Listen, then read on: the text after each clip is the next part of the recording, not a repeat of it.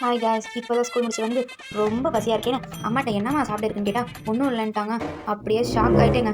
சரி, தன் கையை தனக்கு உதவின்ட்டு அடுப்பையும் கடாயையும் நம்ம மேஜிக்லேயே வர வச்சு அந்த கடாய் நல்லா காஞ்சதுக்கப்புறம் நம்ம வீட்டில் இருந்த பொட்டுக்கடலையையும் நிலக்கடலை பருப்பையும் ஒரு கப் எடுத்துக்கிட்டேன். அதை அப்படியே அந்த பேனில் பொறுமையாக தூவி விட்டுட்டு கரண்டியை காணாமன்னு தேடி ஒரு வழியாக கண்டுபிடிச்சி எடுத்து பொறுமையாக கிண்டி விட்டுட்டு இருந்தா பார்த்தா அடி பிடிக்க ஆரம்பிச்சிருச்சு. டக்குன்னு வேகமாக கிண்டுன்னு கிண்டி ஒரு வழியாக ஒரு பிளேட்டில் மாற்றிட்டேன். சரி, அதை உங்களுக்கு எடுத்து காமிக்கலாமேன்னு எடுத்து காமிக்க முயற்சி செஞ்சு சூடு தாங்க முடியாமல் எல்லாத்தையும் மேலே கீழேன்னு கொட்டி அப்படியே பரப்பி வச்சிட்டேன். எங்கள் அம்மா பார்த்தா என்ன சொல்ல போகிறாங்களோ தெரியல. அவங்க பார்க்கறதுக்கு முன்னாடி க்ளீன் பண்ணிவிட்டு சரி அது ஒரு பக்கம் ஆறட்டும்னு இந்த சைடு அடுப்பில் ஒரு பேனில் சர்க்கரையை ஒரு கப் எடுத்து அதை அப்படியே தூவி விட்டேங்க. அதை அப்படியே விட்டுட்டு இந்த சைடு நம்ம ஆற வச்சு இந்த பொட்டுக்கடலை பருப்பையும் நிலக்கடலை பருப்பையும் மிக்சியில் பொறுமையாக போட்டு அரைச்சி எடுத்துக்கலாம். அதை நைஸாக அரைச்சிடாதீங்க, நைஸாக அரைச்சா நல்லா இருக்காது. அதனால கொஞ்சம் நரன்னு அரைச்சி வச்சுக்கோங்க. நான் உங்களுக்கு காட்டுறேன் பாருங்க, அந்த மாதிரி அரைச்சி வச்சுக்கோங்க.